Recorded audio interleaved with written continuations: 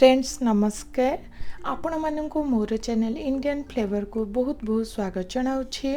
Friends आज मुझे महाप्रभु जगन्नाथंकर 56 भोग मध्यरु गोटे भोग डालमार रेसिपी जेते सुंदर प्रस्तुत कले मध्य महाप्रभु जगन्नाथंकर प्रसाद परी स्वाद केबे मध्य आसीबो नाही। गोटे मात्र प्रयास करिछे आपण मानकु अभडा खाइबाकू मन हुए तो घरे एहीपरी बनाई परिबे। जदि रेसिपीटी भल लगे गोटे लाइक करदेवे, नुआ थिले चैनल को सब्सक्राइब करदेवे। तो चलतु रेसिपीटी को स्टार्ट करिबा। बिलाती आलू टमाटो और किछि परिबा अछि ताकू यूज करा जाय नाही। इठी मु नेछि बैगण को काटी एहीपरी पानी रे भिजाई रखिछि। ता सहित गोटे कदली को नेछि। एठी मु नेछि सारू, ता सहित कंधमूल को नेछि ओ कखार को नेछि। एहीपरी छोटिया छोटिया खंडरे काटी नेछि। फ्रेंड्स डालमा पाई एठी मु गोटे कप हेबा हरड डाली को नेछि। एठी आपण माने मुग डाली मध्य नेई परिबे।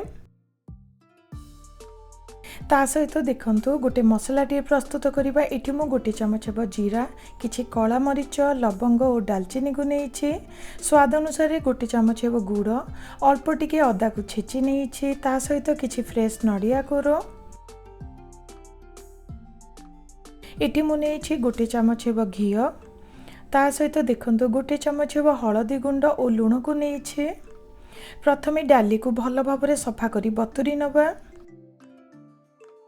मंदिर रे महाप्रसाद माटी हांडी रे प्रस्तुत करा जाए। घरे माटी हांडी थाए तो माटी हांडी को यूज करिवे। एठी मु गोटे स्टील रो तसला नेछि। आज आमे तसला रे प्रस्तुत करिबा। एठी मु 3 ग्लास हेबा पानी को गरम हेबा को छाडी देछि। देखंतु पानी फुटिबा को स्टार्ट करलानी। एबे सेथिरे बतुरी रखिथिबा डाली को दबा। ता सहित हळदी गुंड और लूण को देउछि।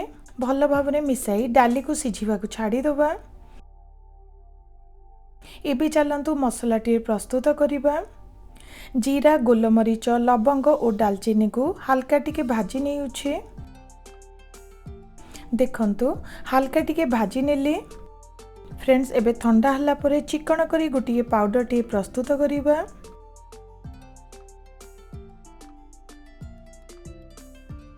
देखंतु डालमा मसला टी रेडी ही गला। फ्रेंड्स किछि समय परे देखंतु डाली हल्का टिके सिझी आसिलानी। अधिका सिझाइबा दरकार नुहे। एबे सेथिरे परिबा को देई पुणी थरे सिझाइबा को पड़िबो। देखंतु एही परी रहिबा दरकार। एबे सेथिरे परिबा खंड को देई दबा।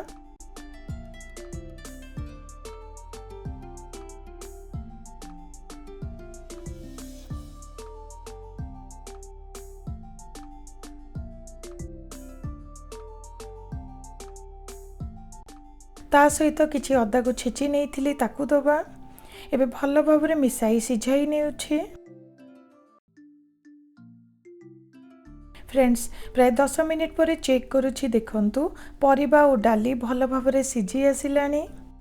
डालमाटी टी काठुआ होई थाए तो पुणी थरे 3 रु 4 मिनिट पई सिझाई नबा। प्राय 15 मिनिट परे देखंतु डाली परिबा भल भाबरे सिझी आसिलानी। एबे सेथिरे गुड़, नडिया कोरो को देई भल भाबरे मिसाई नेउछि। आगरु जो मसला टी प्रस्तुत करिथिले ताकू मध्य देई दबा। जहा द्वारा डालमा रे बहुत सुंदर बास्ना आसीबो।